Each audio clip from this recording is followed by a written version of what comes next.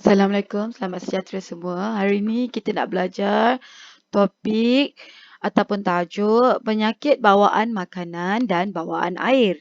Okey. So tajuk kita tahu dululah macam mana ianya boleh berlaku Okey, penyakit ni berlaku apabila makanan atau minuman tercemar dengan mikroorganisma Makanan kita dah dicemari oleh mikroorganisma seperti bakteria ataupun virus ataupun parasite. Okey, parasite ni ada 3 ni, mikroorganisma 3 ni. Okey, selain daripada tu juga ianya boleh juga terjadi apabila adanya toksin mikrob. Toksin mikrob ni adalah bahan yang terhasil daripada mikroorganisma Okey, saya ulang. Toksin mikrob adalah bahan yang terhasil daripada mikroorganisma. Okey, ataupun tumbuh-tumbuhan beracun ataupun bahan-bahan kimia yang lain lah. Okey. Kita nak tahu jenis-jenis penyakit dalam bawaan makanan dan bawaan air ni. Okey. Pertama sekali kita ada taun dan kolera. Taun atau kolera. Kita ada hepatitis A. Kita ada dysentery ataupun cirit-birit berdarah. Kita ada demam kapialu ataupun typhoid. Kita ada keracunan makanan. So kita nak belajar 5 tajuk ni dulu hari ni. 5 tajuk saja, 5 penyakit. Ada lagi yang lain tapi kita baca 5 dulu. Okey.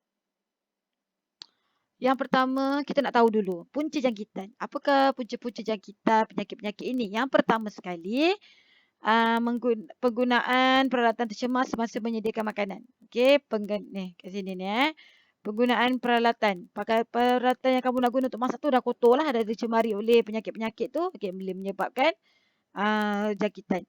Yang keduanya, berlaku kontak secara langsung atau tidak langsung dengan air yang tercemar. Okey. Yang ketiga, proses penyembelihan, agihan dan penyimpanan makanan tidak dikendalikan dengan betul. Maknanya pinggan-pinggan bekas digunakan tu inilah tak disimpan betul-betul. Contoh dia telah kotor letak atas lantai je ke. So binatang-binatang dah lalu kotor lah. Kan? Okey. Kemudian bahan makanan dan minuman tidak dicuci. Contoh macam sayur kamu tak bersihkan betul-betul. Ada tanah lagi. Ada kuman lah. Kat situ ada parasite, ada bakteria. Ataupun makanan tu sendiri ataupun bekas-bekas tu sendiri telah dijangkiti oleh bakteria tersebut. So juga kamu boleh terkena penyakit ataupun tidak dimasak dengan sempurna. Contoh macam salmon yang tak dimasak tu kan, yang makan dekat sushi tu. Tu pun ada parasite. Kalau tak bersih, kalau tidak dimasak dengan sempurna boleh menyebabkan jangkitan. Okey, seterusnya kebersihan diri ataupun tak cuci tangan lah. Senang cerita, tak cuci tangan. Lepas kita tandas, tak cuci tangan, terus makan. Terus ambil makanan makan. So kamu boleh bayangkan apa yang berlaku. Tak kat tangan kamu tak nampak ada bakteria ataupun mikroorganisma, kamu pun terus masuk mulut makan, terus makan je. Agak-agak apa berlaku? Kan? Alright. So next, kita nak tahu macam mana dia merebak Keracunan makanan. First kali dia merebak melalui makanan itu sendiri yang telah dicemari oleh bakteria. Ataupun ada racun ataupun ada toksin sebelum jadi dan benda asing lah. So benda-benda ni dalam gambar tu pun nampak roti tu dah ada kulat dah. Ini obvious sangat lah. Kalau kau makan juga kan. Mestilah confirm lah kalau makan juga mesti sakit lah. Tapi kalau macam ada sikit dah terjatuh atas lantai kotor, nampak secara terang ni makan kotor tu, tak usah makan dah lah. Okay. Seterusnya cara mencegah makan makanan yang bersih lah ataupun minum air yang bersih. Jaga kebersihan kawasan penyediaan makanan tu, tempat sediakan makanan tu, tempat kamu nak makan tu pastikan bersih. Sebab tu kalau kita nak pergi kedai pun pastikan kedai yang kita pilih tu kedai yang bersih, yang penyediaan makanan dia bersih. Kena tengok betul-betul lah sebelum kita pergi kedai makan Okey, seterusnya penyakit taun ataupun kolera. Okey, penyakit taun dan kolera ni cara merebak dia adalah melalui air yang tercemar dan najis manusia ataupun haiwan.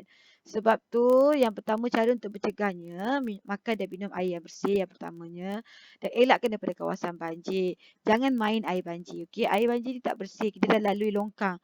So air tu kotor. Jangan kamu pergi berenang pula, nampak tu. Adik-adik tu seorang tu tengah berenang, seronok dia berenang. Okay, make sure kamu tak pergilah. Kalau kamu terlibat dengan kawasan banjir, elakkan daripada bermain dengan air banjir ni. Okey, seterusnya hepatitis A. Macam mana hepatitis A ni merebak? Dia merebak first kali dengan melalui makanan dan minuman yang telah disentuh oleh pesakit hepatitis A. So, cara nak mencegah dia adalah makan minuman air yang bersih, itu biasa. Okey, pengendali makanan diberi vaksin. Sebab tu kalau sekarang ni kerajaan telah wajibkan setiap orang yang mengendalikan makanan perlu diberi vaksin hepatitis A dahulu sebelum dia boleh masuk sebelum dia boleh menjadi penyedia makanan lah. Okey. Dan kawasan persekitaran bersih. Kawasan persekitaran kita nak sediakan makanan tu bersih. Tidak ada, tak kotor, tidak ada tikus lalu. Okey, so kita boleh nampak lah kalau nampak secara bersih tu insya-Allah tidak ada penyakit. Okey, seterusnya demam kepialu ataupun typhoid. Okey, demam kepialu ataupun typhoid ni cara merebak dia adalah sama juga macam hepatitis A tu, merebak melalui penyedia makanan tu sendiri. Okey, telah dicemari oleh najis ataupun muntah pembawa kuman kepialu. Maksudnya pesakit ni sediakan makanan terkena najis ataupun muntah dia boleh menyebabkan kamu terkena juga penyakit yang sama.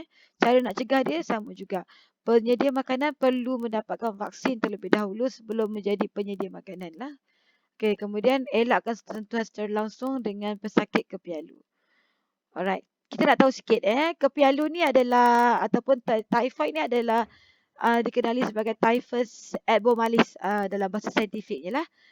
Disebabkan oleh bakteria bernama Salmonella typhi. Okay, bakteria ni kita boleh matikan dia dengan cara pemanasan suhu 60 darjah Celsius ke atas. Okay, dalam tempoh 15 hingga 20 minit. Okay, kalau orang yang kena typhoid ni, kita boleh tengok dia akan demam panas. Dia akan demam panas, dia akan sakit perut dan dia akan mengalami gangguan pencernaan lah. Okey. Seterusnya, last kali, disentri ataupun cirit birit berdarah. Cirit birit berdarah ni cara dia merebak melalui makanan dan minuman yang tidak dimasak dengan sempurna. Okey, bila dia makan dan makanan yang tidak dimasak dengan sempurna boleh menyebabkan dysentery ni lah. Okey. Macam mana kita nak elakkan dia? Elakkan dia dengan cara penyediaan makanan dan minuman yang betul. Make sure sama juga. Sama-sama, semua sama. Kita kena make sure semua makanan tu dimasak dengan betul. Kawasan masakan tu bersih. Lepas tu pesakit dapatkan penyedia makanan tu dia dapatkan vaksin. Sama je. Alright. Dysentery. Dysentery ni sikitlah kita terangkan infeksi pada usus yang menyebabkan diari ataupun najis bercampur dengan darah atau lendir. Maknanya bila kita buang air, najis kita tu ada darah lah. Okey. Kemudian penyebabnya adalah bakteria Shigella ataupun Shigella dan Amoeba. Bakteria Shigella ataupun Amoeba ataupun parasit satu sel lah yang bernama Entamoeba histolytica. Nama virus ni ataupun parasit ni menyebabkan penyakit dysentery. Okey, itu saja untuk hari ini. Terima kasih semua. Assalamualaikum. Bye-bye.